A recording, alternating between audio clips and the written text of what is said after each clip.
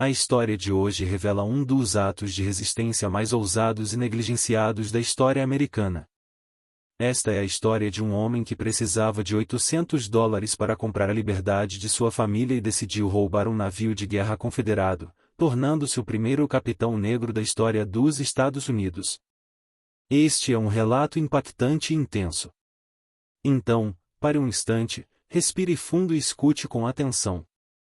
Antes de começarmos, não se esqueça de se inscrever no canal e nos contar nos comentários de qual cidade e país você está assistindo. Sua participação ajuda a garantir que essas histórias sejam lembradas e não apagadas. Vamos começar. Às 4h15 da manhã do dia 13 de maio de 1862, um navio de guerra confederado aproximou-se da posição militar mais fortemente fortificada do sul dos Estados Unidos. O Forte Sumter erguia-se como um gigante sombrio no meio do porto de Charleston, suas muralhas maciças repletas de canhões capazes de despedaçar qualquer embarcação em segundos. Os guardas de serviço observavam enquanto o navio se aproximava, seu apito a vapor rompendo o silêncio da madrugada com um sinal familiar. 2 apitos longos, um curto, a mensagem codificada que significava que a nave era amiga. Os guardas relaxaram. Eles reconheceram a silhueta do CSS Planter, o barco de despacho que o general Roosevelt Ripley usava para transportar armas e suprimentos. Eles podiam ver a figura do capitão em pé na cabine de comando, com os braços cruzados em sua pose característica, usando seu inconfundível chapéu de palha. Tudo parecia normal. Tudo parecia rotineiro. Os guardas deram passagem ao navio sem hesitar. Eles não faziam ideia de que o homem de chapéu de palha não era o capitão Charles Hilaya. Eles não faziam ideia de que o homem que pilotava aquele navio era um escravo de 23 anos chamado Robert Saus. E eles não faziam ideia de que, em menos de uma hora, aquele escravo entregaria o navio de guerra confederado, sua carga de armas e 16 homens, mulheres e crianças negras à Marinha da União. Esta é a história da fuga mais ousada da história da escravidão nos Estados Unidos. Esta é a história de um homem que passou de propriedade a capitão. De escravo a congressista, de propriedade de alguém a dono da própria casa onde outrora fora mantido em cativeiro. Esta é a história de Robert Saus. Para entender o que Robert Saus fez naquela manhã de 1862, primeiro é preciso entender de onde ele veio. É preciso voltar 23 anos, a uma pequena cabana atrás da casa de uma fazenda em Balfour, na Carolina do Sul. Foi lá que Robert Saus nasceu em 5 de abril de 1839. O nome de sua mãe era Lydia Pollitt. Ela era escrava, propriedade de um rico fazendeiro chamado Henry M. Seke. O pai de Robert nunca foi oficialmente identificado, mas muitos historiadores acreditam que tenha sido o próprio Henry M. Seke. Isso não era incomum no sul do período anterior à Guerra Civil. Os donos de escravos frequentemente tinham filhos com as mulheres que escravizavam. Crianças que nasceriam em regime de escravidão, assim como suas mães. Crianças que seriam propriedade, assim como qualquer outra posse na plantação. Robert cresceu naquela pequena cabana, brincando no quintal sujo, observando o mundo com os olhos de uma criança que ainda não compreendia todo o horror de sua situação. Lydia trabalhava na casa dos M. Seke, não no campo. Essa era considerada uma posição privilegiada entre os escravizados. Os escravos domésticos tinham melhor alimentação, melhores roupas e eram dispensados do trabalho extenuante de plantio e colheita. Mas Lydia tinha pavor de que seu filho crescesse fraco. Ela estava apavorada com a possibilidade de Robert se acomodar na casa grande e esquecer o verdadeiro significado da escravidão. Ela já tinha visto isso acontecer antes. Ela tinha visto escravos domésticos que desprezavam os escravos do campo, os quais se achavam superiores por dormirem sob o mesmo teto que seus senhores. Lydia não queria isso para o seu filho. Ela queria que Robert entendesse a verdade. Ela queria que ele visse a realidade do que significava ser propriedade de outro ser humano. Então ela fez algo que pode parecer cruel, mas que marcaria Robert Saus para o resto da vida.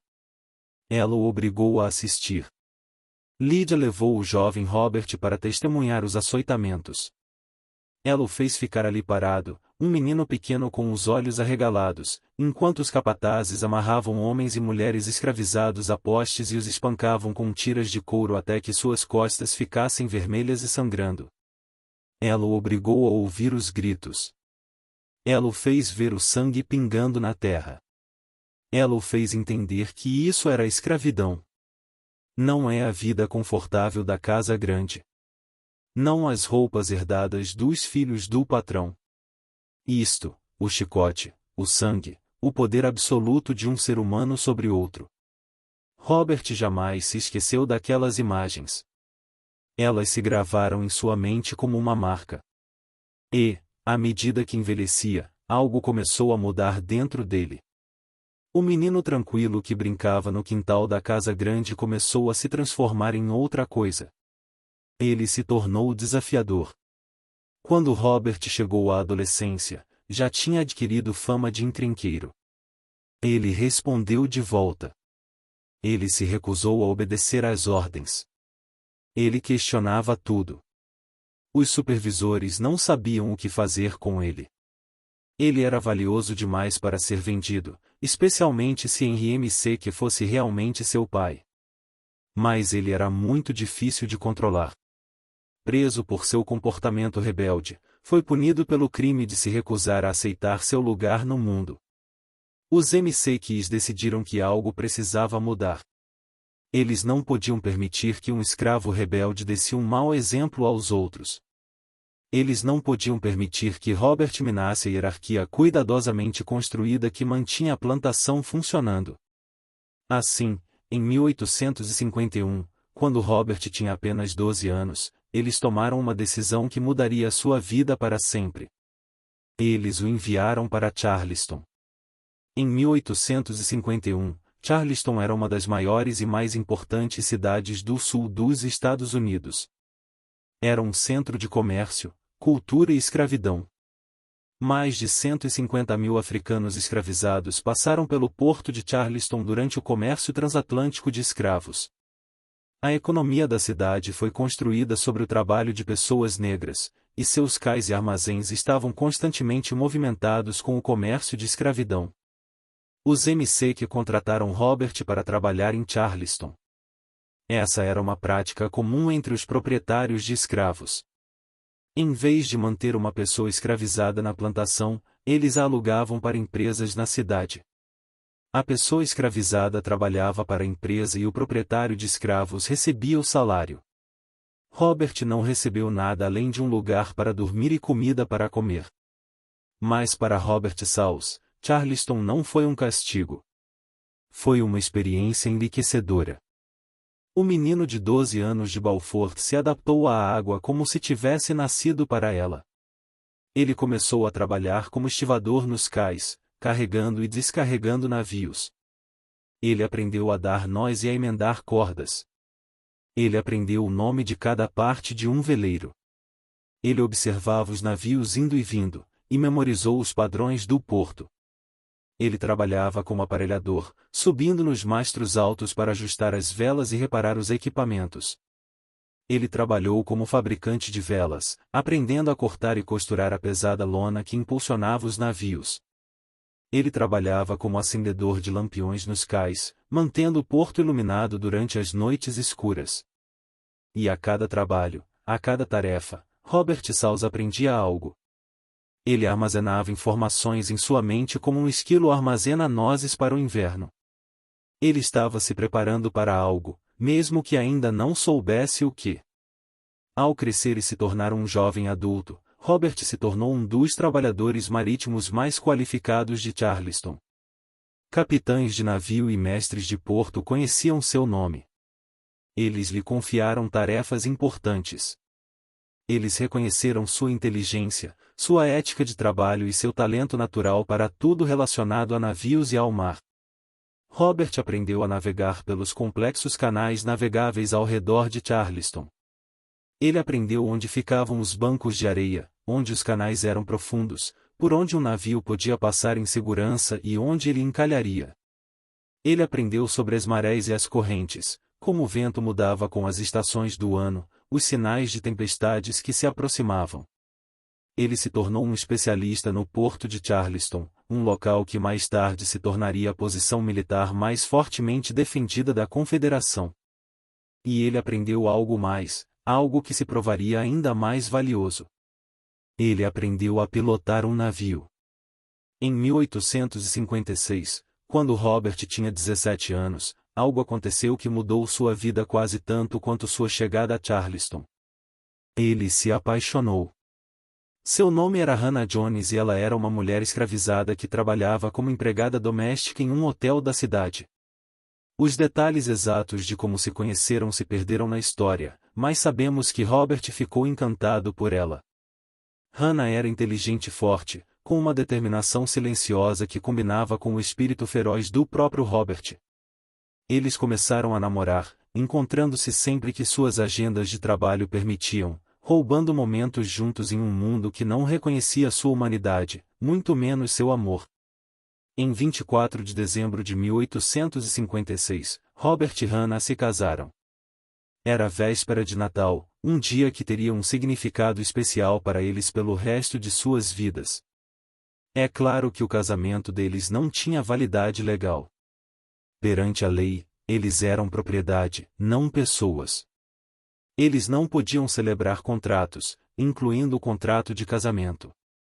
A união deles só existia porque seus donos permitiam, e poderia ser dissolvida a qualquer momento se esses donos decidissem vender um deles. Mas Robert e Hannah não se importavam com a lei. Eles se importavam um com o outro.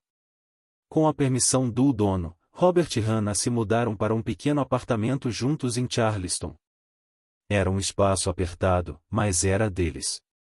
Pela primeira vez na vida, Robert tinha algo que lhe parecia um lar, algo que lhe parecia uma família. E logo essa família começou a crescer. Em 1858, Hannah deu à luz seu primeiro filho, uma menina a quem deram o nome de Elizabeth. Robert segurou sua filhinha nos braços e sentiu um amor tão poderoso que o assustou. Ele olhou para o rostinho dela, para os dedinhos, para o corpinho perfeito, e soube que ela não era livre. Elizabeth Sauls nasceu escrava, assim como sua mãe e seu pai. Ela era propriedade, assim como os móveis do hotel onde Hannah trabalhava. Ela poderia ser vendida, separada de seus pais, enviada para uma plantação no Alabama ou no Mississippi, onde Robert nunca mais a veria. O pensamento era insuportável. Robert havia aceitado sua própria condição de escravo, aprendido a navegar pelos limites de sua vida como tal e encontrado maneiras de manter sua dignidade e seu senso de identidade, apesar da constante degradação. Mas ele não podia aceitar isso para sua filha. Ele não conseguia ver Elizabeth crescer acorrentada. Ele precisava fazer alguma coisa. Robert começou a juntar dinheiro. Não era muita coisa. Às vezes, as pessoas escravizadas tinham permissão para ficar com uma pequena parte do salário que ganhavam quando eram alugadas ou para ganhar dinheiro extra realizando trabalhos adicionais. Robert aproveitou todas as oportunidades. Ele trabalhava mais horas.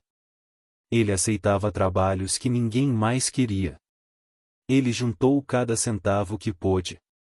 E então ele foi até a dona de Hannah com uma proposta. Ele queria comprar a liberdade de sua família. Ele queria comprar Hannah e Elizabeth definitivamente para torná-las legalmente livres, de modo que ninguém jamais pudesse separá-las. A dona de Hannah ouviu a proposta. Ele ponderou por um instante e então definiu seu preço. $800. Era isso que ele queria para Hannah e para o bebê. $800. Para contextualizar, o salário médio anual de um trabalhador braçal em 1858 era de cerca de $300. Robert conseguiu economizar $100, uma quantia que levou anos para acumular. Ele precisaria de mais 700. No ritmo atual de poupança dele, levaria décadas. Elizabeth seria uma mulher adulta, possivelmente com filhos, antes que Robert pudesse comprar sua liberdade. E não havia garantia de que o dono de Hannah não as venderia antes, que não ficaria impaciente ou se endividaria e colocaria Hannah e Elizabeth em leilão. Robert ficou preso. Ele tinha uma família que amava mais do que a própria vida, e era completamente impotente para protegê-la. Ele era um homem de inteligência e habilidade extraordinárias, respeitado por capitães de navio e mestres de porto em toda Charleston. No entanto, aos olhos da lei, ele não era nada. Ele era propriedade. Ele era algo que podia ser comprado e vendido. A frustração deve ter sido insuportável. A raiva devia ser constante. Mas Robert Saus não desistiu. Ele não se deixou abater pelo desespero. Em vez disso, ele fez uma promessa. Ele disse a Hannah que eles seriam livres. Ele não sabia como. Ele não sabia quando. Mas ele jurou a ela que um dia eles escapariam da escravidão. Eles levariam seus filhos e encontrariam a liberdade. Era uma promessa que parecia impossível. Escapar do extremo sul foi extraordinariamente difícil. A ferrovia subterrânea operava principalmente nos estados fronteiriços, onde a distância para a liberdade era medida em milhas, e não em centenas de milhas. Charleston ficava bem no coração do território escravista, cercada por plantações e patrulhada por caçadores de escravos. Os poucos escravizados que tentavam escapar geralmente eram capturados e punidos severamente, muitas vezes vendidos para as brutais plantações de cana-de-açúcar da Louisiana ou para os campos de algodão do Mississippi, onde as condições eram ainda piores. Mas Robert fez a promessa mesmo assim. E Robert Saus não era um homem que quebrava suas promessas. Em 1861, o mundo que Robert conhecera durante toda a sua vida foi destruído. Em 12 de abril, as forças confederadas abriram fogo contra o Forte Sumter, a instalação militar federal localizada no meio do porto de Charleston. A guerra civil havia começado. Robert observou dos cais o rugido dos canhões, a fumaça subindo sobre a água, a bandeira dos Estados Unidos sendo arriada e a bandeira confederada sendo hasteada sobre o forte destruído. Para os sulistas brancos, este foi um momento de triunfo. Eles haviam desferido o primeiro golpe contra os agressores do norte. Eles haviam declarado sua independência e sua determinação em preservar seu modo de vida. Mas para pessoas escravizadas como Robert Saus, o início da guerra significou algo muito diferente. Significava oportunidade. Poucos meses após a queda de Fort Sumter, navios de guerra da União apareceram no horizonte. Eles se posicionaram nos arredores do porto de Charleston, formando um bloqueio que se estendia por quilômetros ao longo da costa. Sua missão era estrangular economicamente a Confederação para impedir que o Sul exportasse seu algodão e importasse as armas e os suprimentos necessários para travar a guerra. Os navios da União estavam tão perto que Robert conseguia vê-los das docas. Seus altos mastros visíveis contra o céu, suas bandeiras tremulando na brisa do oceano. Eles estavam a apenas 7 milhas de distância. 7 milhas. Essa era a distância entre a escravidão e a liberdade. 7 milhas de água protegidas pelo porto mais fortemente fortificado da Confederação. 7 milhas. Isso poderia muito bem ter sido 7.000. Mas Robert Saus olhou para aqueles navios distantes e algo começou a despertar em sua mente. Uma ideia, um plano, uma maneira de cumprir sua promessa a Hannah. No outono de 1861, Robert foi designado para trabalhar em um navio chamado CSS Planter. O navio era um barco a vapor de rodas laterais, uma embarcação civil que havia sido requisitada para o serviço militar pelo Exército Confederado. Antes da guerra, era utilizado para transportar algodão ao longo das vias navegáveis costeiras. Atualmente, servia como barco de despacho e transporte para o general Roosevelt Ripley, comandante das Forças Confederadas no distrito de Charleston. O proprietário de terras transportava armas, munições e suprimentos para os diversos fortes e baterias que defendiam o porto. O navio lançou minas, que os confederados chamavam de torpedos, nos canais de navegação para destruir qualquer embarcação da União que tentasse entrar. transportava mensagens e ordens entre as diferentes instalações militares e era pilotado por Robert Saus. Os oficiais confederados reconheceram rapidamente as habilidades de Robert. Ele conhecia o porto de Charleston melhor do que quase ninguém. Ele conseguia navegar pelos canais traiçoeiros e bancos de areia que haviam destruído tantos navios. Ele conhecia as marés e as correntes, a localização dos obstáculos subaquáticos e as passagens seguras através dos campos minados. Os oficiais brancos confiaram a Robert a condução do navio enquanto eles se concentravam em assuntos militares. Eles não faziam ideia de que, a cada viagem, a cada missão, Robert Saus memorizava informações que mais tarde seriam usadas para destruí-los. O fazendeiro estava sob o comando de 3 oficiais brancos. O capitão era Charles J. Relia, um homem na casa dos 40 anos com um chapéu de palha característico que usava em todo lugar. O imediato e o engenheiro também eram homens brancos. O restante da tripulação, os homens que de fato operavam o navio, eram todos homens negros escravizados. Eram 8 no total, incluindo Robert. Eles enchiam as caldeiras com carvão. Eles faziam a manutenção dos motores. Eles carregavam e descarregavam mercadorias. Eles realizavam todo o trabalho físico pesado que mantinha a plantadeira funcionando. E eles eram de confiança. Essa era a estranha ironia da escravidão no exército confederado. O Sul precisava desesperadamente de mão de obra para sustentar seu esforço de guerra, e os escravizados forneciam essa mão de obra. Mas, ao utilizar pessoas escravizadas de forma tão extensiva, a Confederação estava colocando armas e informações militares nas mãos de pessoas que tinham todos os motivos para querer que o Sul perdesse a guerra. Os oficiais brancos do fazendeiro dormiam tranquilos à noite, sem jamais imaginar que sua tripulação escravizada pudesse ter planos próprios. Robert começou a estudar o vaso de plantas com uma nova intensidade. Ele anotou cada detalhe de sua construção, suas capacidades e seu armamento. O navio tinha cerca de 150 pés de comprimento e um calado raso que lhe permitia navegar em águas onde embarcações maiores não conseguiam chegar. Estava armado com um canhão de 32 libras e um obus de 24 libras, além de várias armas menores. Mais importante ainda, o fazendeiro tinha acesso a lugares onde Robert nunca tinha conseguido ir antes. Ele percorreu todos os fortes e baterias do porto. Ele visitou instalações militares em toda a região costeira, e Robert prestou atenção a tudo. Ele memorizou os sinais que os navios usavam para se identificar aos guardas em cada posto de controle.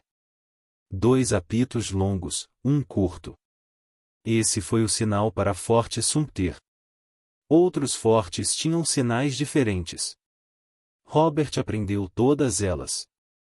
Ele memorizou a localização das minas que haviam sido colocadas nos canais do porto. Ele sabia exatamente onde estavam porque havia ajudado a colocá-los. Ele estudou os movimentos dos guardas, o horário de seus relógios, os momentos em que estavam mais alertas e os momentos em que provavelmente estariam sonolentos ou distraídos. Ele estava reunindo informações aos poucos, construindo um mapa mental das defesas confederadas que valeria mais para a União do que um regimento de soldados. Com o passar do mês, o plano de Robert começou a tomar forma. Ele roubaria o vaso de plantas. Ele levaria sua família e as famílias dos outros tripulantes escravizados e navegaria para fora do porto de Charleston, passando pelos fortes confederados, através dos canhões que poderiam afundá-los em segundos. Ele usaria seu conhecimento dos sinais para enganar os guardas. Ele usaria sua habilidade como piloto para navegar pelos canais perigosos e entregaria o navio, com todas as suas armas e informações militares, à Marinha da União. Era um plano insano.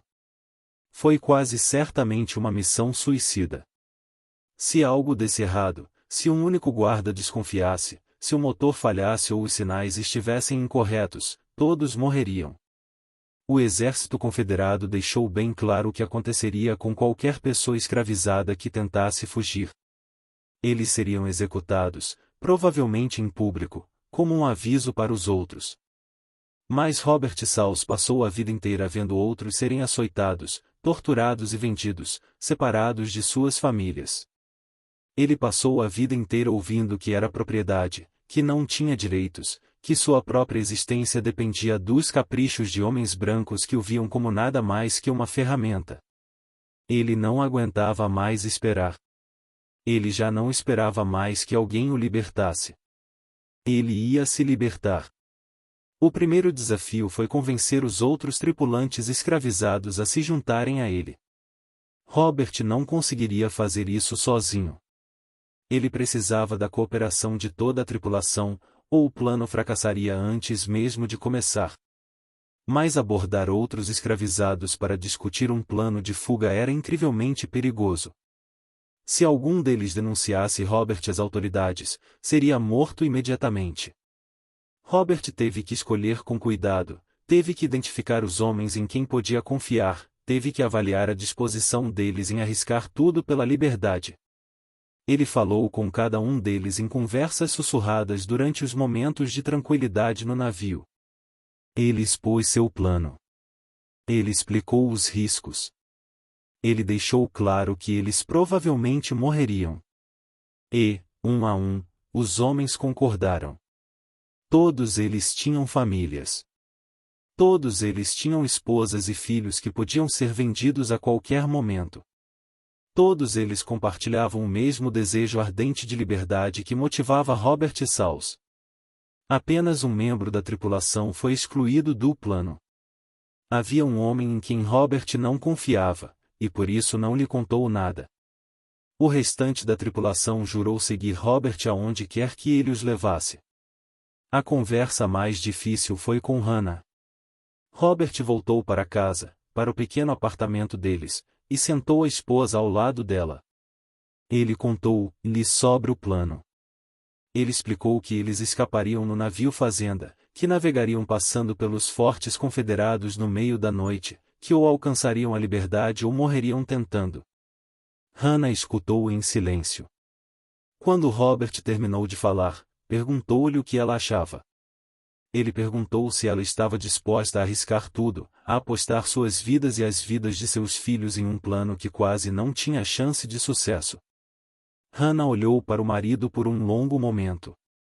Ela pensou na filha deles, Elizabeth, que agora tinha 3 anos.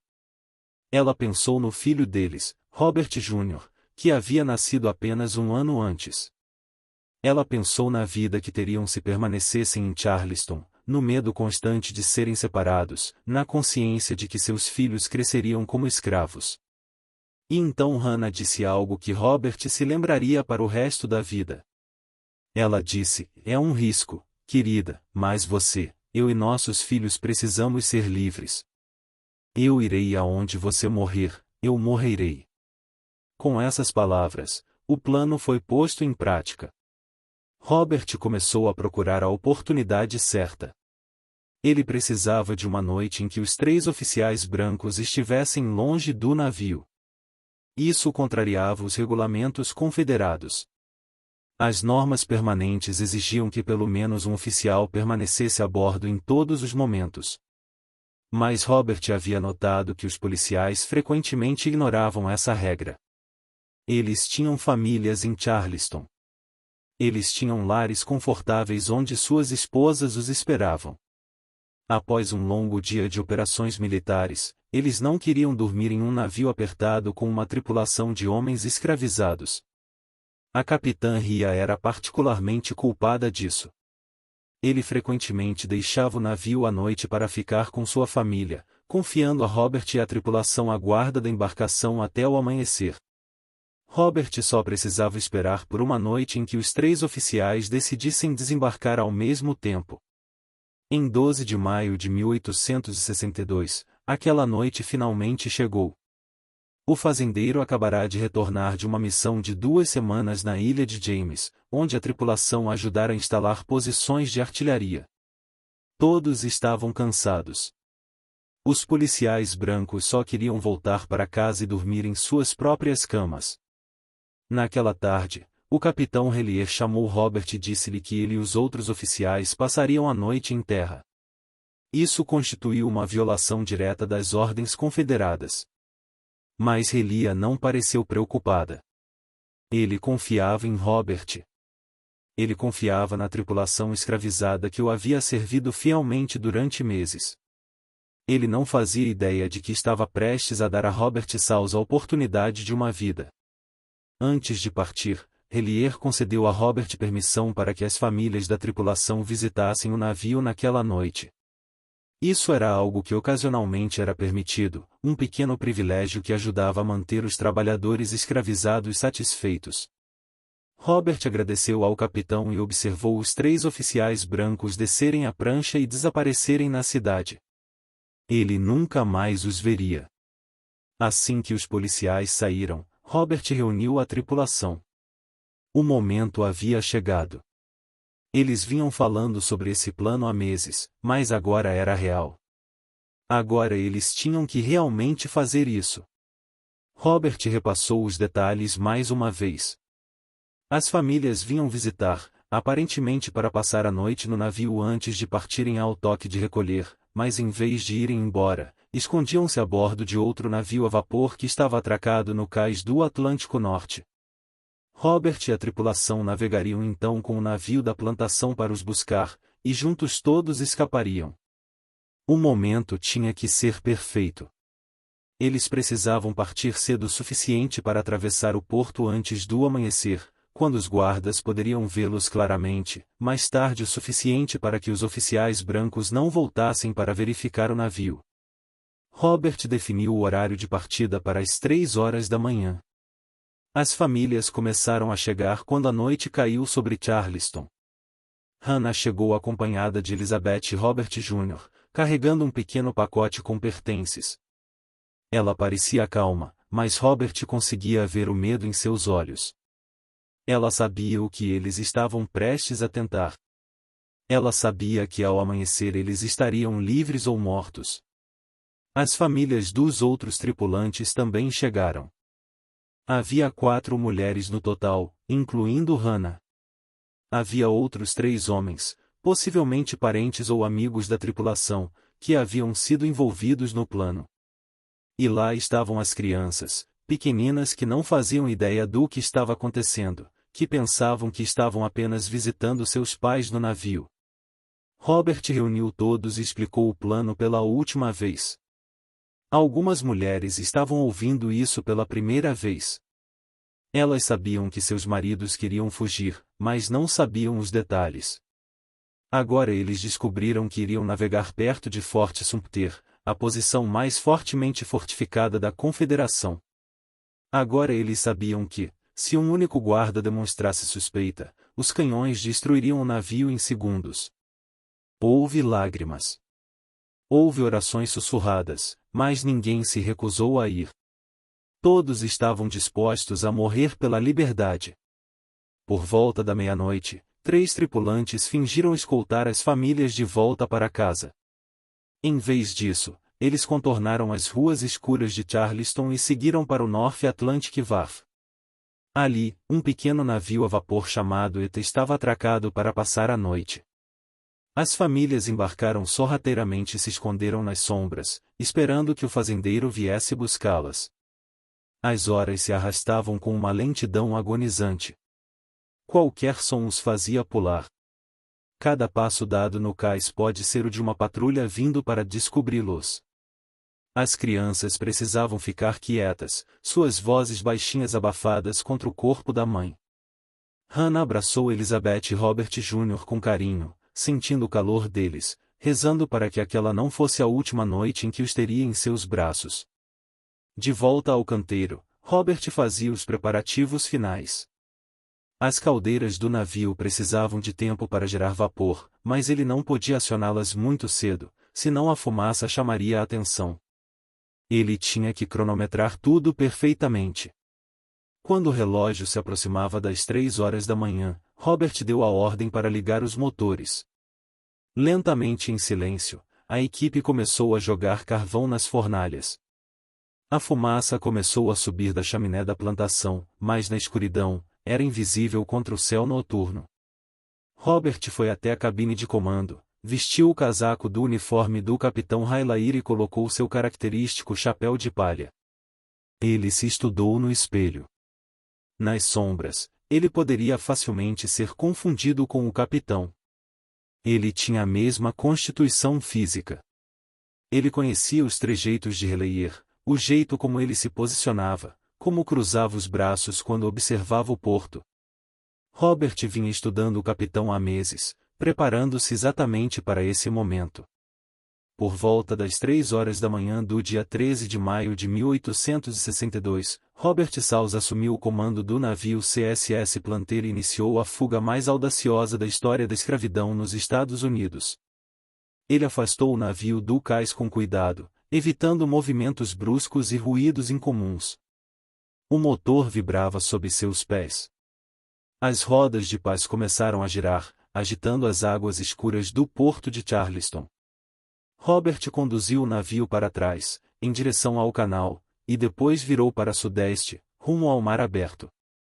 Ao passar pelo quartel-general confederado onde o general Ripley dormia, Robert prendeu a respiração. Se alguém olhasse pela janela, veria o plantador atravessando o porto no meio da noite, mas a sede permaneceria escura. Nenhum alarme foi acionado. Robert exalou e continuou. A primeira parada foi o cais do Atlântico Norte, onde as famílias estavam escondidas. Robert aproximou a plantadeira da ET e fez sinal para que as famílias embarcassem. Na escuridão, figuras sombrias atravessaram apressadamente o vão entre os dois navios. Hannah emergiu das sombras, carregando Robert Jr. nos braços, com Elizabeth agarrada às suas saias. As outras mulheres e crianças seguiram em frente. Em poucos minutos, todos estavam a bordo do vaso de plantas. 16 pessoas no total. 9 homens, 5 mulheres e 3 crianças. Todos eles eram escravos fugitivos. Todos eles apostando suas vidas em Robert Salz e seu plano impossível. Robert verificou seu relógio de bolso. Eram 3 horas e 25 da manhã. Eles estavam atrasados. O sol nasceria em cerca de 3 horas. Eles precisavam deixar o porto antes do amanhecer para que os guardas pudessem ver seus rostos com clareza.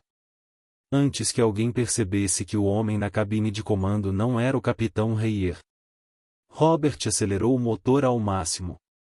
A plantadeira acelerou pela água escura, suas rodas de paz girando, sua chaminé expelindo uma coluna de fumaça preta para o céu noturno. Adiante, havia 5 postos de controle confederados. 5 oportunidades para o plano falhar. 5 chances de ser derrubado por canhões que poderiam reduzir o vaso de plantas a estilhaços em segundos. Robert Salz estava prestes a descobrir se seus meses de preparação tinham sido suficientes. O primeiro posto de controle foi Fort Johnson, uma fortificação na ilha de James que protegia a entrada sul do porto.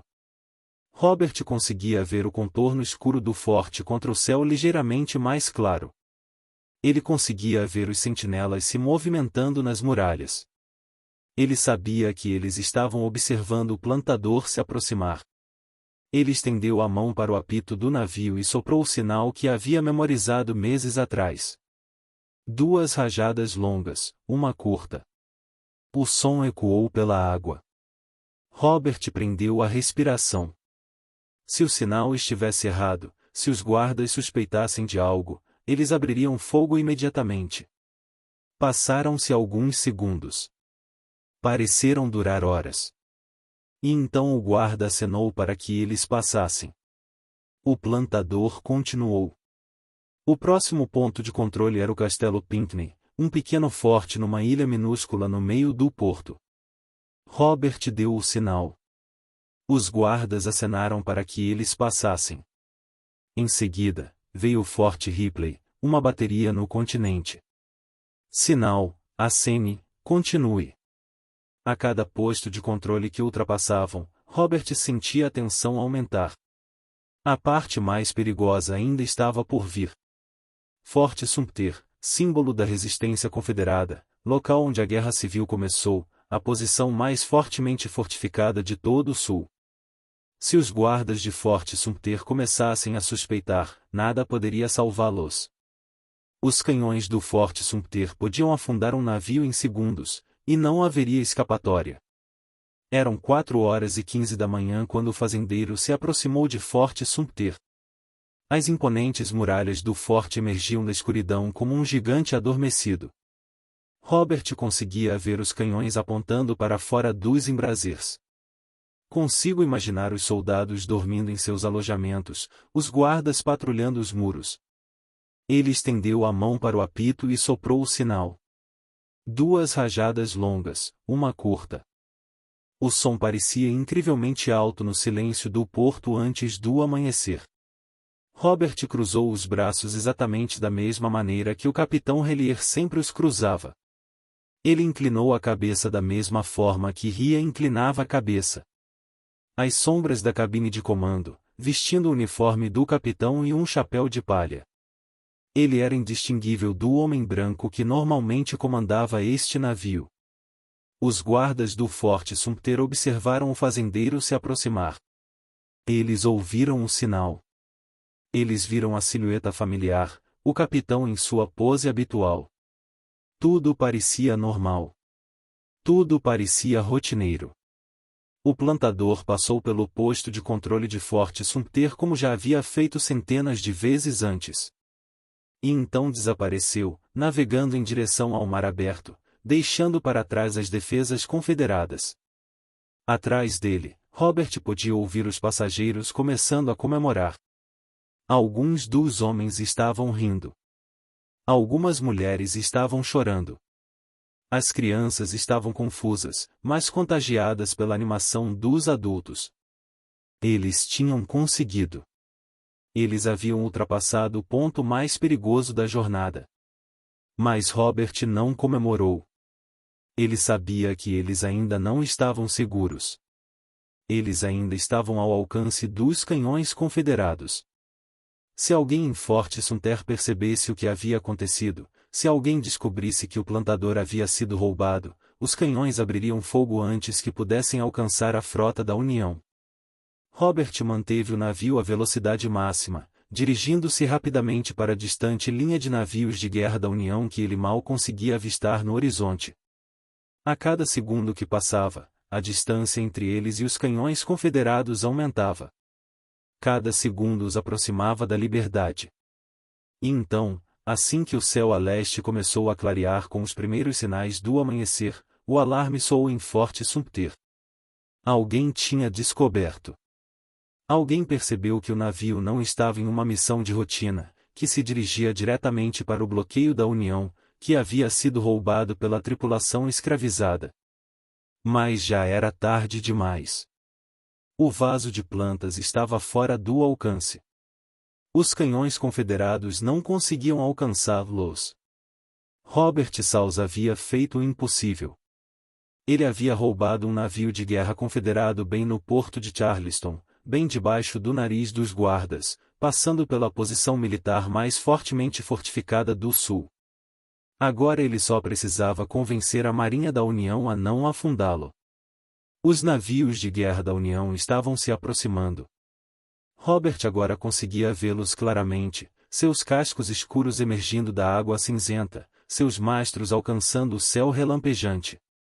O USS Onvad era o navio mais próximo, um veleiro armado com canhões capazes de destruir o plantador com uma única salva lateral. Robert sabia que, da perspectiva em frente, eles estavam vendo um navio de guerra confederado se aproximando a toda velocidade. Eles estavam avistando uma embarcação inimiga que poderia estar lançando um ataque, carregando explosivos ou tentando romper o bloqueio. Os marinheiros da União estariam correndo para seus postos de combate neste exato momento. Eles estariam carregando seus canhões. Eles estariam se preparando para abrir fogo contra o navio que se aproximava. Robert havia escapado dos canhões confederados apenas para se deparar com os canhões da União. Ele precisava agir rápido. Robert se virou para sua tripulação e deu uma ordem que deve ter parecido estranha depois de tudo que eles acabavam de passar. Ele ordenou que eles baixassem as bandeiras confederadas. A bandeira do estado da Carolina do Sul e a bandeira confederada estavam hasteadas nos mastros dos plantadores, parte do disfarce que lhes permitiu passar pelos postos de controle. Essas bandeiras certamente os matariam. Robert ordenou que fossem retirados imediatamente, e, em seu lugar, ordenou que algo mais fosse erguido. Um lençol branco. Hannah o trouxera de seu apartamento em Charleston, embalado entre os poucos pertences que levará a bordo. Ela sabia que eles precisariam de um símbolo de rendição, uma forma de dizer aos navios da União que não eram inimigos. Agora, o lençol se tornou o pedaço de tecido mais importante do mundo. As equipes se apressaram para fixá-lo ao mastro. O tecido branco foi acariciado pela brisa da manhã e desdobrou-se contra o céu cinzento. Era uma bandeira de trégua, uma bandeira de paz, uma bandeira que dizia: por favor, não atirem em nós. A bordo do USS Onvad, o tenente voluntário interino John Frederick Nichols observava a aproximação da embarcação através de seus binóculos. Ele tinha visto as bandeiras confederadas serem retiradas. Ele tinha visto a bandeira branca ser hasteada, mas estava desconfiado. Isso pode ser uma armadilha. Navios confederados já haviam tentado táticas de engano antes, buscando se aproximar de embarcações da União antes de abrir fogo. Nichols não estava disposto a baixar a guarda. Ele ordenou à sua tripulação que abrisse as portas dos canhões para prepará-los para o disparo. Se esse navio confederado tentasse alguma coisa, eles o afundariam. Os canhões do Onvad estavam apontados diretamente para o plantador. Um movimento em falso e todos a bordo morreriam. Robert conseguia ver as escotilhas dos canhões se abrindo à frente. Ele conseguia ver as bocas negras dos canhões apontadas para ele.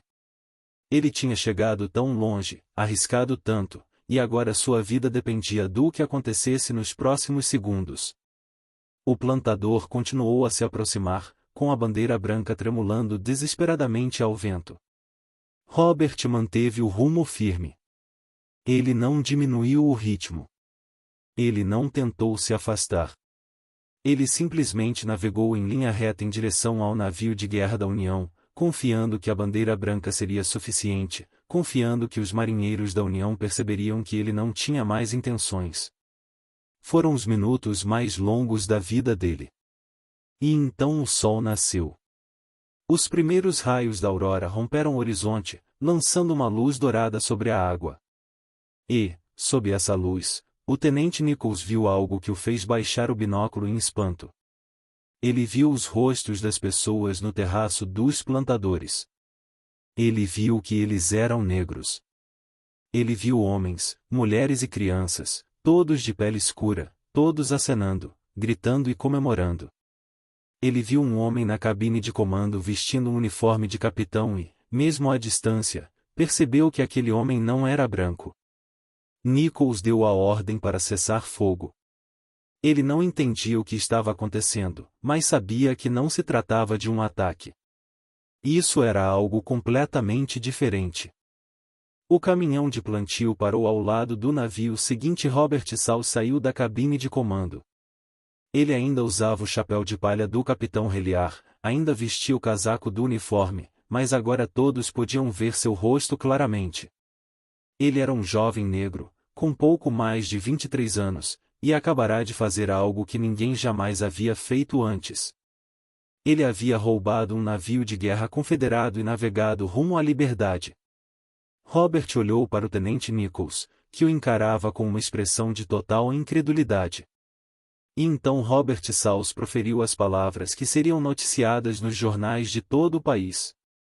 As palavras que o tornariam famoso. As palavras que capturaram a audácia e o triunfo do que ele acabará de realizar. Ele disse: "Bom dia, senhor." Trouxe-lhe alguns canhões antigos dos Estados Unidos, que eram do Forte Sumter, senhor. O tenente Nichols ficou sem palavras.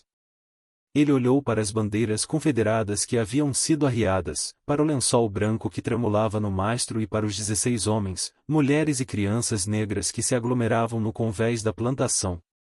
Ele olhou para os canhões instalados no navio, para a carga de armas e munições no porão. Ele olhou para Robert Saus, que estava parado ali, com uma calma confiança que parecia impossível, considerando o que ele acabará de fazer. Nichols vinha bloqueando o porto de Charleston havia meses, observando as defesas confederadas à distância e se perguntando como a União conseguiria romper o bloqueio. E agora, um jovem escravo acabará de lhe entregar um dos navios da própria Confederação, completo com armas, munição e informações militares valiosíssimas. Nichols convidou Robert a bordo do Onvad e começou a ouvir a história completa do que havia acontecido naquela noite. Robert contou-lhe tudo.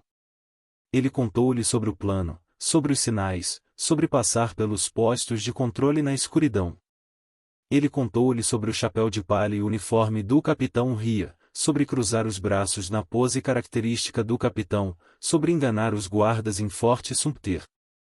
Ele contou-lhe sobre as minas que tinham sido colocadas nos canais do porto, memorizando as suas localizações exatas devido aos meses em que ajudou a instalá-las. Ele contou-lhe sobre as instalações militares que visitará na plantação, o número de tropas, as posições da artilharia e os preparativos defensivos.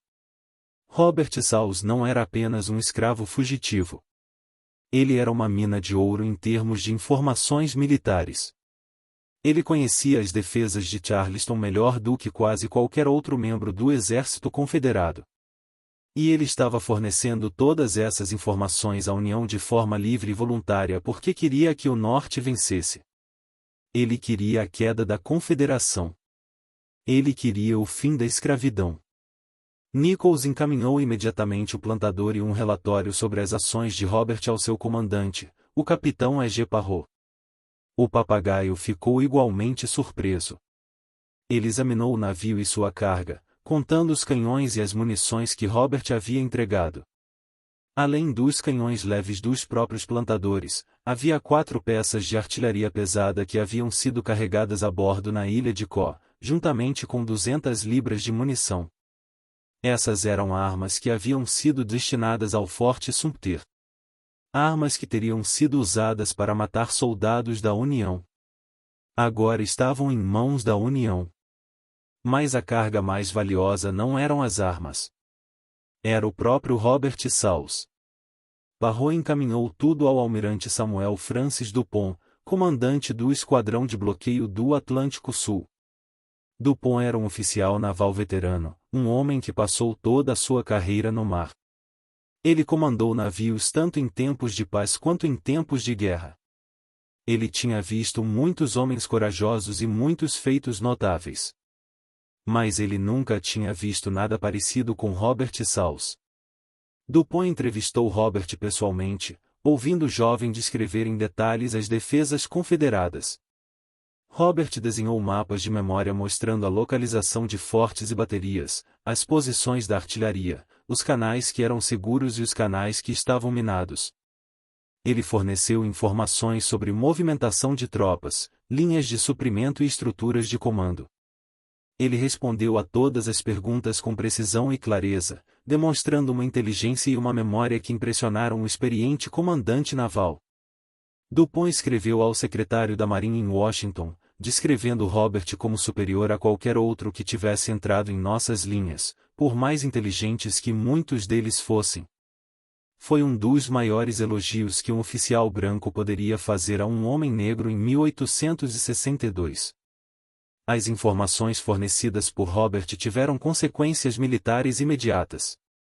Uma semana após sua fuga, em 20 de maio de 1862, as forças da União capturaram a ilha de Có e sua série de baterias sem disparar um único tiro. Os confederados haviam abandonado a posição, mas não tiveram tempo de remover todo o seu equipamento. A União capturou armas e suprimentos adicionais, tudo porque Robert Saus havia indicado exatamente onde encontrá-los e como se aproximar sem acionar as defesas confederadas. Essa foi a primeira de muitas contribuições que Robert faria ao esforço de guerra da União. A enseada de Stonewall, que era protegida pela ilha de Có, permaneceria em mãos da União pelo resto da guerra, servindo como base para operações contra Charleston. A notícia da fuga de Robert espalhou-se como fogo em palha pelo norte. Os jornais competiam para contar a história do escravo que havia roubado um navio de guerra confederado. O jornal New York Herald classificou a operação como uma das aventuras mais ousadas desde o início da guerra. A revista Harper's Weekly publicou uma ilustração de Robert em pé na cabine de comando do navio, com um semblante calmo e confiante enquanto conduzia a embarcação rumo à liberdade. Revistas e jornais elogiaram sua coragem, sua inteligência e a frieza com que executou um plano quase impossível. Robert Saus tornou-se uma celebridade. O homem negro mais famoso da América, um símbolo do que os escravizados podiam alcançar quando lhes era dada a oportunidade. Para os abolicionistas que há muito argumentavam que os negros eram tão capazes quanto os brancos, Robert era a prova viva disso. Para aqueles que duvidavam que homens negros devessem ter permissão para servir nas Forças Armadas, Robert era a resposta para todas as objeções. Mas Robert não estava interessado na fama. Ele tinha interesse na liberdade. Não apenas a sua própria liberdade, que agora estava garantida, mas a liberdade de todas as pessoas escravizadas no Sul. Ele sabia que a guerra era sobre a escravidão, mesmo que muitos nortistas brancos relutassem em admitir isso. Ele sabia que a única maneira de acabar com a escravidão para sempre era se a União vencesse a guerra. E ele sabia que a União precisava de mais soldados para vencer. Robert Saus teve uma ideia. Se a União permitisse que homens negros servissem como soldados, milhares de pessoas escravizadas se juntariam à luta. Eles lutariam por sua liberdade com uma ferocidade que nenhum exército de recrutas poderia igualar. Eles forneceriam a mão de obra que o sindicato precisava desesperadamente. Tudo o que eles precisavam era de uma oportunidade. Em agosto de 1862, Robert Saus viajou para Washington, D.C. Ele havia sido convidado para se encontrar com autoridades governamentais que queriam ouvir sua história em primeira mão. Mas Robert tinha um objetivo maior em mente. Ele queria se encontrar com o presidente Abraham Lincoln. Ele queria defender a ideia de permitir que homens negros servissem no exército da União. Robert não foi o único a apresentar esse argumento. Frederick Douglass, o famoso abolicionista e ex-escravo, vinha defendendo o serviço militar de pessoas negras desde o início da guerra. Mas Robert tinha algo que Douglass não tinha. Ele acabará de demonstrar, da forma mais dramática possível, o que um homem negro podia realizar quando lhe era dada a oportunidade. Ele havia roubado um navio de guerra confederado. Ele havia fornecido informações militares de valor inestimável. Ele havia provado sua coragem e sua lealdade além de qualquer dúvida. Se Robert Saus conseguiu fazer tudo isso, certamente outros homens negros poderiam servir como soldados. Robert se reuniu com o secretário de guerra Edwin Stanton e defendeu seus argumentos com paixão. Ele descreveu os escravizados do Sul, milhões de homens e mulheres desesperados por liberdade, que lutariam e morreriam pela União se lhes fosse dada a oportunidade. Ele descreveu sua própria experiência, os meses de planejamento, a noite terrível da fuga, a determinação que o levou, juntamente com sua equipe, a arriscar tudo. Stanton ficou impressionado. Ele era cético em relação ao serviço militar de pessoas negras, preocupado com a reação dos soldados brancos e dos estados fronteiriços que haviam permanecido leais à União. Mas era difícil discordar de Robert Saus. Ali estava um homem que fizera mais pela causa da União em uma única noite do que muitos oficiais brancos em meses de serviço. Pouco depois da visita de Robert, o presidente Lincoln e o secretário Stanton começaram a se mobilizar para permitir que negros servissem nas Forças Armadas. A Proclamação de Emancipação, emitida em setembro de 1862 e com vigência a partir de 1º de janeiro de 1863, autorizou explicitamente o recrutamento de soldados negros. Stanton ordenou a formação de regimentos negros, começando com 5.000 ex-escravos. Atribui-se a Robert Saus o mérito de ter ajudado pessoalmente no recrutamento de muitos desses soldados, viajando pela região costeira da Carolina do Sul e incentivando pessoas escravizadas a se juntarem à causa da União. Ao final da guerra, quase 180 mil homens negros serviriam no exército da União e outros 18 mil na Marinha. Eles lutariam em grandes batalhas por todo o Sul. Eles provariam sua coragem repetidas vezes. E eles ajudariam a vencer a guerra que pôs fim à escravidão para sempre. Robert Saul desempenhou um papel crucial para que isso fosse possível. Mas Robert não se contentava em recrutar soldados enquanto outros lutavam. Ele queria servir a si mesmo. No outono de 1862, Robert foi contratado como piloto civil para a Marinha da União. Ele retornou às águas ao redor de Charleston, as mesmas águas onde havia passado anos como escravo, e começou a guiar navios da União pelos canais traiçoeiros. Ele conhecia cada banco de areia, cada correnteza, cada obstáculo escondido. Ele sabia onde ficavam as minas confederadas e como evitá-las. Ele foi de valor inestimável para os comandantes da União que estavam planejando operações contra Charleston. Em dezembro de 1862, Robert foi designado para o USS Crusader como piloto. Nos meses seguintes, ele serviu em diversos navios, participando de operações navais ao longo das costas da Carolina do Sul e da Geórgia. Em abril de 1863, Robert estava a bordo do navio blindado USS Keokuk durante um ataque ao Forte Sumter. O Keokuk foi um dos 9 navios blindados que atacaram o forte, na esperança de romper as defesas confederadas e capturar Charleston. Foi um desastre. Os canhões confederados eram muito potentes e os navios blindados foram impiedosamente castigados. O navio Keokuk foi atingido mais de 90 vezes e afundou no dia seguinte. Robert Saul foi ferido na batalha, mas sobreviveu. Ele havia completado o ciclo. Menos de um ano antes, ele havia passado de barco pelo Forte Sumter em um navio roubado, rezando para que os guardas não percebessem seu disfarce. Agora ele havia retornado para atacar o forte diretamente, lutando pela União que lhe concederá a liberdade. Mais tarde, em 1863, Robert foi designado para comandar o próprio navio fazenda, o mesmo que ele havia roubado dos confederados. A União manteve a embarcação em serviço, utilizando-a para transporte e patrulhamento ao longo da costa. Robert serviu primeiro como piloto e depois como capitão do navio. Essa foi uma promoção extraordinária. Robert Saul tornou-se o primeiro homem negro a comandar um navio a serviço das Forças Armadas dos Estados Unidos. Ele não era um oficial comissionado, uma patente que ainda era negada aos homens negros naquela época. Mas, na prática, ele era o capitão. Ele comandava a tripulação. Ele tomou decisões táticas. Ele liderou o fazendeiro na batalha contra as forças que outrora o haviam escravizado. Robert comandou o fazendeiro em inúmeros confrontos nos anos seguintes. Ele lutou em 17 batalhas durante a Guerra Civil, demonstrando repetidamente a coragem e a habilidade que tornaram sua fuga possível. Em certa ocasião, o plantador foi alvo de fogo intenso das baterias costeiras confederadas. O capitão branco, que nominalmente estava no comando, entrou em pânico e tentou render o navio. Robert recusou. Ele assumiu o comando, conduziu o navio para fora do perigo e salvou a embarcação e sua tripulação.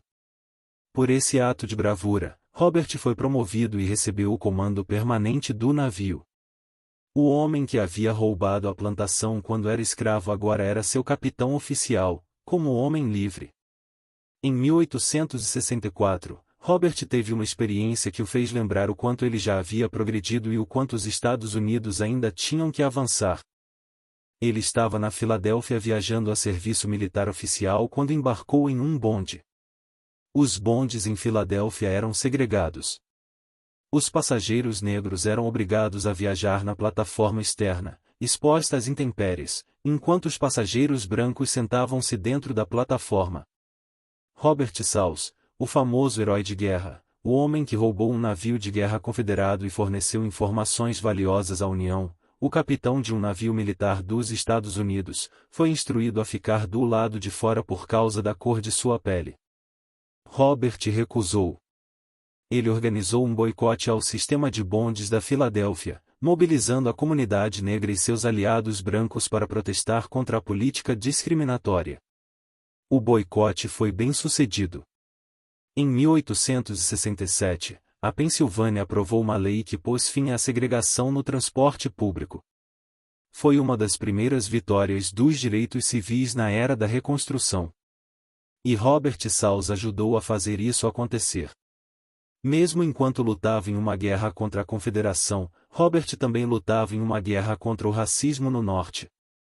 Ele compreendeu que a vitória militar não era suficiente.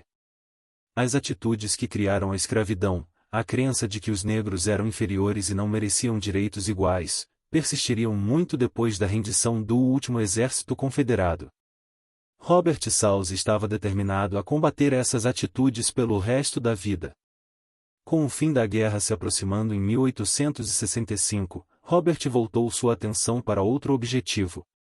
Ele queria voltar para casa, não para Charleston, onde passará tantos anos como escravo mercenário, mas para Balfour, onde nascerá, onde sua mãe, Lydia, ainda morava, onde a plantação McKay moldara suas primeiras lembranças.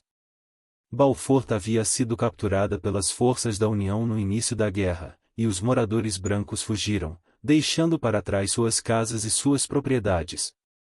O governo federal havia confiscado muitas dessas propriedades por falta de pagamento de impostos e as estava vendendo em leilão.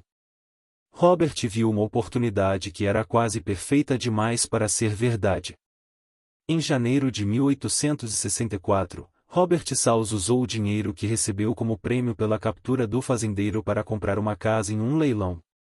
Mas esta não era uma casa qualquer. Esta era a mansão McKay, localizada no número 511 da Prince Street, em Balfour. Esta era a casa onde Robert havia nascido escravo. Essa era a casa onde sua mãe havia trabalhado como escrava. Esta era a casa cujo proprietário, Henry McKay, pode ter sido o próprio pai de Robert. E agora Robert Salz era o proprietário. O homem que antes era propriedade agora era o proprietário. O homem que fora escravo nesta casa era agora o seu senhor. Era o símbolo mais poderoso que se podia imaginar de quão completamente o mundo havia mudado. Robert mudou-se com sua família para a mansão McKay. Hannah e as crianças percorreram cômodos que antes lhes eram proibidos, dormiram em camas que outrora pertenceram à família escravista, e viveram com um conforto que seria inimaginável apenas alguns anos antes. A mãe de Robert, Lydia, veio morar com eles. A mulher que obrigara seu filho a assistir aos açoites, que o forçara a compreender o verdadeiro horror da escravidão, agora passava seus últimos anos em liberdade na mesma casa onde outrora fora escravizada. Ela faleceu em 1867, sabendo que seu filho havia conquistado mais do que ela jamais poderia ter sonhado. Mas a história de Robert sobre a casa McKay tem mais um capítulo, e talvez seja o mais notável de todos. Após o fim da guerra, a família McKay ficou na miséria. Henry McKay havia falecido e sua viúva, Jane, perderá tudo. Ela era idosa e doente, não tinha para onde ir e ninguém para cuidar dela. A maioria dos ex-escravos teria comemorado a queda de seus antigos donos. A maioria teria virado as costas, recusando-se a ajudar as pessoas que os mantinham em cativeiro. Mas Robert Salz não era como a maioria das pessoas. Ao saber da situação de Jane McKay, ele a convidou para morar na casa que agora lhe pertencia. A mulher que um dia o possuiu, que um dia deteve o poder de vida e morte sobre ele e sua família, passou seus últimos anos vivendo sob o mesmo teto, cuidada pelo homem que um dia considerou sua propriedade. Foi um ato de extraordinária graça, um gesto que revelou a profundidade do caráter de Robert. Ele tinha todo o direito de odiar os McKays. Em vez disso, ele escolheu a compaixão. A Guerra Civil terminou em abril de 1865 e teve início o período conhecido como Reconstrução.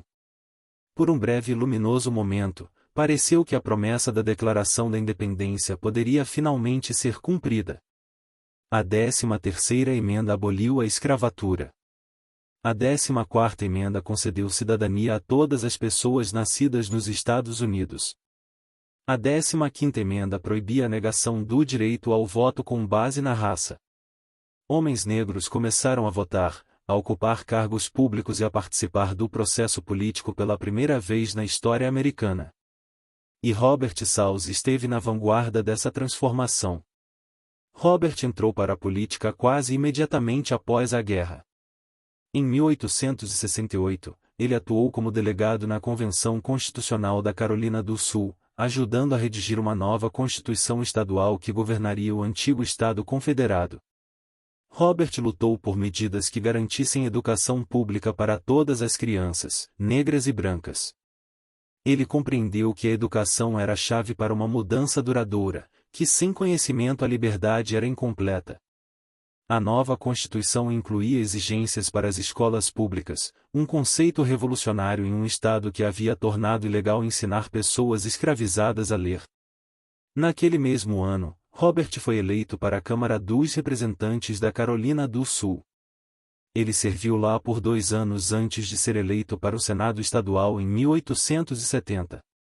Ele estava subindo rapidamente na hierarquia política, um ex-escravo que agora fazia leis para o Estado que um dia o mantivera em cativeiro. Em 1874, Robert Salz realizou algo que teria sido impensável apenas 15 anos antes. Ele foi eleito para a Câmara dos Representantes dos Estados Unidos. O menino que nascerá numa senzala, que for enviado para trabalhar nos cais de Charleston aos 12 anos, que roubara um navio de guerra confederado e o conduzira à liberdade, era agora membro do Congresso. Ele representava o 5º Distrito Congressional da Carolina do Sul, a mesma região onde havia passado a vida. Seus eleitores eram as pessoas com quem ele havia crescido, negros e brancos, ex-escravos e ex-proprietários de escravos, todos agora cidadãos de uma nova América.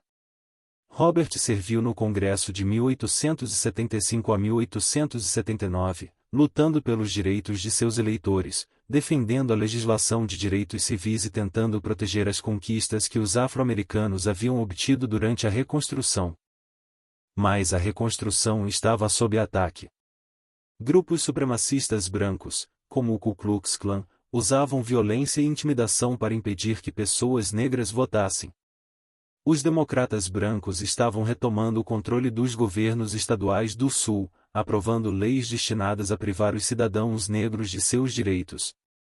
O governo federal, cansado do conflito interminável, estava perdendo a vontade de implementar políticas de reconstrução. Robert Salz testemunhou essa reação negativa em primeira mão. Em 1876, ele foi alvo de um processo fraudulento, acusado de aceitar suborno enquanto atuava no Senado Estadual. As acusações tinham motivação política, fazendo parte de um esforço mais amplo para desacreditar políticos negros e afastá-los do poder. Robert foi condenado por um júri composto exclusivamente por brancos, mas o governador o perdoou como parte de um acordo que resolveu os resultados contestados da eleição. A mensagem era clara. As forças da supremacia branca estavam revidando e dispostas a usar todos os meios necessários para retomar o controle. Robert perdeu sua cadeira no Congresso em 1878 para um democrata branco, resultado da supressão de eleitores e da fraude eleitoral. Ele reconquistou o cargo em 1882 e serviu até 1883, vencendo novamente em 1884 e servindo até 1887. Ao longo desses anos, lutou contra a crescente onda de segregação racial, manifestando-se contra a segregação, defendendo o direito ao voto e tentando preservar as conquistas da Reconstrução. Mas a causa estava cada vez mais desesperançosa. No final da década de 1880, os democratas brancos haviam recuperado o controle da Carolina do Sul e da maior parte do Sul. Os eleitores negros estavam sendo sistematicamente privados de seus direitos por meio de impostos sobre postes, testes de alfabetização e violência explícita. O sonho da reconstrução estava morrendo. Em 1895, Robert Salz participou da Convenção Constitucional da Carolina do Sul como delegado. Mas esta convenção era muito diferente daquela a que ele havia comparecido em 1868. Esta convenção foi concebida para privar os cidadãos negros de seus direitos, para consagrar a supremacia branca na Constituição estadual e para desfazer tudo que a Reconstrução havia conquistado. Robert foi um dos apenas 6 delegados negros entre um total de 160. Ele tinha 56 anos agora, cabelos grisalhos e o corpo marcado por décadas de luta. Mas ele ainda tinha sua voz e a usava. Ele fez um discurso apaixonado contra as medidas que privariam os eleitores negros do direito ao voto. Ele lembrou aos delegados as contribuições dos negros da Carolina do Sul para o Estado, dos soldados que lutaram pela União e dos cidadãos que participaram pacificamente do processo democrático. Ele argumentou que o Estado estaria melhor com cidadãos negros como participantes plenos da sociedade, e não como cidadãos de segunda classe privados de seus direitos básicos. As palavras de Robert foram impactantes, mas não foram suficientes. A convenção adotou uma nova constituição que, na prática, eliminou o direito de voto dos negros por meio de testes de alfabetização e outros requisitos. O breve período de poder político dos negros na Carolina do Sul havia terminado. Robert Salles viveu para testemunhar a ascensão e queda da Reconstrução, a promessa de igualdade e sua brutal traição. Deve ter sido de partir o coração. Mas Robert não desistiu. Ele continuou a servir a sua comunidade de todas as maneiras que podia. De 1889 a 1893, e novamente de 1897 a 1913, ele atuou como coletor alfandegário do Porto de Bavourt.